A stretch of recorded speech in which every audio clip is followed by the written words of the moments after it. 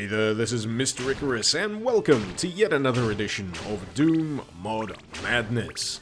This time round, we are checking out Castlevania Simon's Destiny.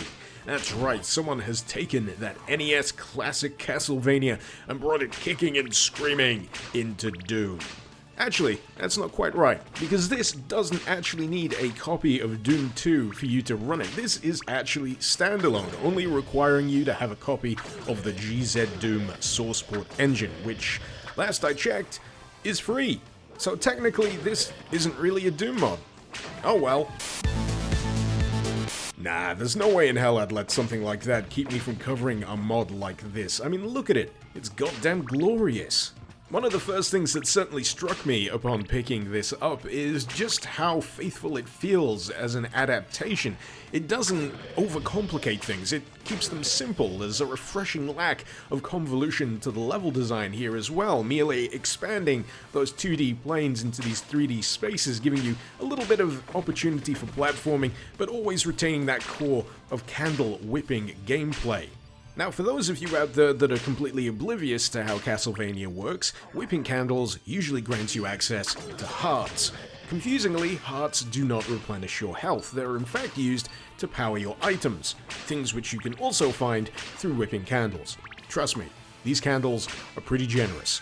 Now, depending on what item you currently have, it will consume a set number of hearts upon each use. The daggers, for example, only consume 1 heart per use, but if I had something like the stopwatch, which stops time for 5 seconds, it would consume 5 hearts per use. As you can imagine, it's always a good idea to keep yourself well stocked up on hearts, which leads inevitably to whipping pretty much every set of candles you come across.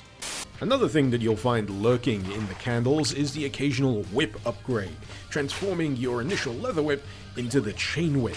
Now, it states that it makes it stronger, and it certainly does take down enemies quicker, but one thing I wasn't entirely clear on was whether successive upgrades across the levels made it cumulatively stronger. Basically, it was tricky for me to tell, with enemies here going down just as easily with the chain whip as they seem to do with the leather whip in the opening stage. Kinda made it hard to gauge any increase in enemy durability across the stages, if any. In fact, the only enemy types that I really had any trouble with were the Axeman, which takes multiple hits to bring down, the Dragon Skull Cannons, and of course, the bosses themselves. In a few cases, however, the whip did give me a little bit of trouble with smaller enemy types such as the bats and the fleamen. It's a little bit more excusable with the fleamen because they've got erratic movement patterns anyway, making them pretty tough to strike, but with the bats, sometimes it was a bit of pot luck whether I'd hit the thing even if it was hovering directly in front of my face. Something else that you might want to keep an eye out for, especially if you're fond of your currently equipped item, is the color of the candles that you're whipping, because if the color is darker than your average set of candles, it will generally hold an item behind it. Now, picking up that item will replace your old one. Basically, if you've got a good thing going on with something like the boomerang cross, you best pay close attention to what you whip unless you have to whip a whole lot more in order to get back to that original item. On the flip side, however, it's a good way of getting the player to experiment with the different items they have access to. The stopwatch, I have to admit, wasn't something that I indulged in the use of quite often, but when it came to me versus large groups of enemies, I certainly found a good use for it. It suddenly strikes me that I've spent so much time talking about candles and all of the things you can get from whipping them, of which there are many, that I haven't told you how you're supposed to replenish your health. Well, wonder no more. Because that's how you do it. You crack open a bit of suspicious-looking wall and feast on the juicy meat contained within. How the Belmont clan hasn't died out from salmonella poisoning by now, I will never know, but there you go. If anything, I'd say keeping that health bar fully topped up, be it by dubious meat eating or otherwise, is probably one of the most important things to consider during the course of this mod, because really, when it comes down to it, you're going to need all that health for the boss battle at the end of these stages. Now, granted, some of the earlier ones aren't really much to be all that worried about, but some of them, oh boy, they can carve chunks out of you. One that caught me a little off guard was the Frankenstein and Igor fight, namely because I forgot that focusing on Igor isn't the way you win this. You really just need to be wailing on Frankie the entire time if you want to actually deplete that health bar, and if you do focus on Igor, he just chucks a whole load of knives directly into your face, which, as you can imagine, usually results in a swift death. However, this was not the boss battle that caused me the most trouble. No, that honor would have to go to death itself. It's over, Belmont. Now, more eagle-eyed viewers will probably know what my first mistake in this boss battle was, and that would be how much health I had in the health bar. It already had a third chunk missing, and when it comes to this particular boss battle, having that extra health to tank all these scythes just bouncing around the room is tremendously important.